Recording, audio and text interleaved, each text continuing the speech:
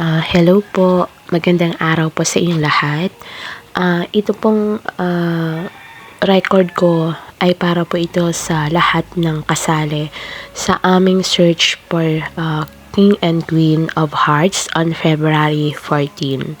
So this is the following that you can follow during our event. Okay, so first step, ang lahat po ng kasali na required ay kailangan nyo po mag-submit sa akin or sa GVC ng latest picture nyo na pwedeng half body and then close up picture, and you must wear red t-shirt, red blouse. Basta ang pinag-uusapan ay color red kasi common sense tayo, it's Valentine's Day. And bawal po ang mag-send kayo ng picture na naka photolab or all avatar. So yung picture po natin ay alam naman natin na dapat ang isusuot natin ay formal naman na picture kasi 'di ba alam naman natin na bawal 'yun na isuot kasi yung mga naka-sleeveless kasi baka po mawalan tayo ng mukha. So yan pong susuotin nyo, yan pong idadrop ninyo, ayan po ay gagamitin din ninyo sa profile pic ninyo during our event. Okay, so natural, dapat maayos kasi ang iba ay talagang titingnan nila yan, di ba? And regarding po dyan sa ating pinapasubmit na picture ninyo, bakit po yan ako humihingi? Dahil sa February 12 to 13, magkakaroon tayo ng 24 hours heart voting, no? Maghahanap po kayo ng mga friends ninyo na magpapa-heart po sa picture ninyo. 24 hours tayo. Okay? So, ayan po ang one of the required sa sasali. So, wag po kayo masasabi, wala po akong friends dito, napakaraming friends dito sa Imo na pwede nyo pong pakiusapan. Okay? Dahil kasama po yan sa mechanics for judging natin. Okay? Ang next po, ito na po ay during February 14, ito na po yung kaganapan ng Valentine's. So, around 6 p.m. Pinas time, dapat po ang lahat ng kasali ay on time na nandito na sa BR. And ang una pong gagawin natin na first step ay magpapakilala tayo ng ating pangalan and yung motto in life ninyo. By the way, nakalimutan ko pala doon sa picture ninyo, lalagyan nyo din po pala ng motto in life.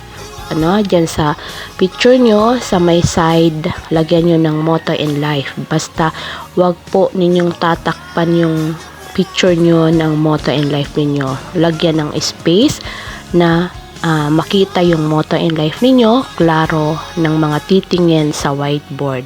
Okay?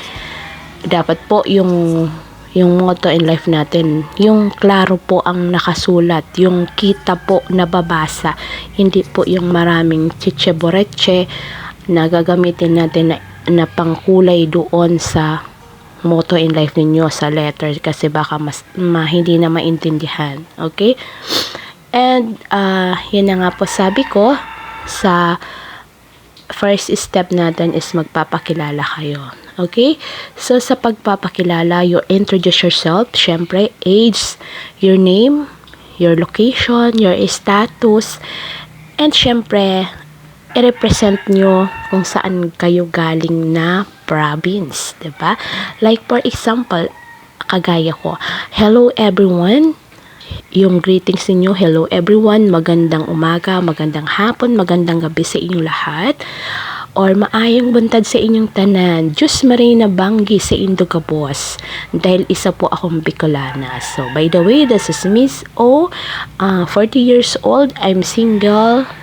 And I'm from Bicol, Albay. May kasabihan po ang mga Bicolana, Oragon, asin, magayon. Ganyan po dapat gagawin natin, candidates. Okay? And after that, we will have a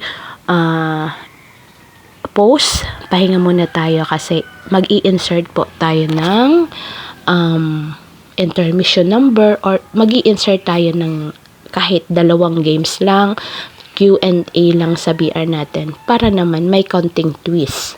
Okay, so after that, proceed na naman tayo for the second step, which is the talent portion. So, mag-prepared po tayo ng talent ninyo dahil required din po yan. So, ito pong talent natin, may good news po ako sa inyo dahil kung sino man po ang pinaka-best talent na maganda ang performance, bibigyan po kayo ng prizes.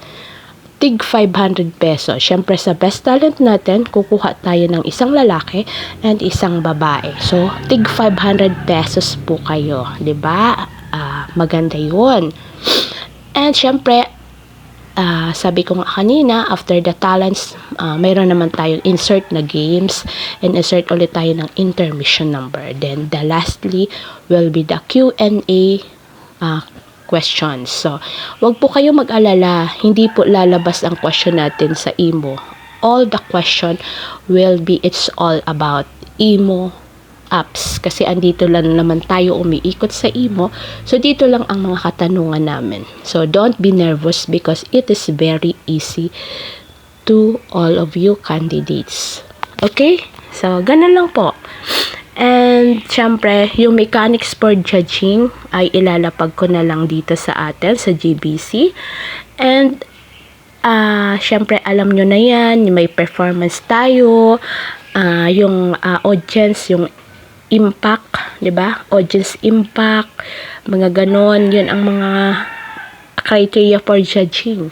So, I need your net connection and I need your family support. Sa family support, counting percentage lang kukunin natin. Kasi alam ko naman, ang iba dito ay wala naman ng mga family BR. But, hindi po kayo magsasabi na wala kayong makukuhang magsusupport kasi sa BR natin, pwede po kayong makiusap na magpa-vote kayo ay magpa-fam support pag kayo na po ang nasa part ng Q&A. Paakyatin po natin yung mga tao sa baba sa audience na sa waiting list, umakyat naman sila to support you. Okay? Ganun lang po ang gagawin natin. So, kaya ito sinabi ko na, you have an idea already para mapaghandaan ninyo and makapaghanap na din po kayo ng mga friends ninyo and you can invite them. Okay? So, and basta, mas maganda ang prepared, malayo pa para tayo, well organized. And sa mga kasali po, sinabi ko na para may time pa kayo na mag-isip and sana hindi maging conflict po ito sa mga trabaho ninyo. Okay? And wag po kayong mag-alala, take down note. Ito ay pinapaliwanag ko sa lahat na baka po iniisip kasi nila, magiging partner ko na po ba ito? Yung magiging kaking or ka-queen ko? Hindi po. Kasi ito po ay, it's only a search. Wala po kaming pakialam dyan kung kayo po ay magiging kayo. Ang pinag-uusapan lang po natin dito, kung sino ang magiging search na queen, kung sino ang magiging king. Yan lang po, wala po ditong pinag-uusapan na magiging kayo, na magiging magkarelasyon kayo na condition dito after the search. Wala po, per clarification.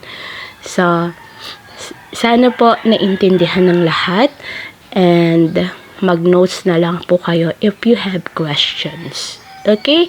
So, again, good luck and be happy and have self-confidence with yourself. Again, this is Miss O, the owner of I Love 4.0. I'll be 143 for life and still forever young. Happy blessed day sa inyong lahat and God bless us all. Maraming salamat po.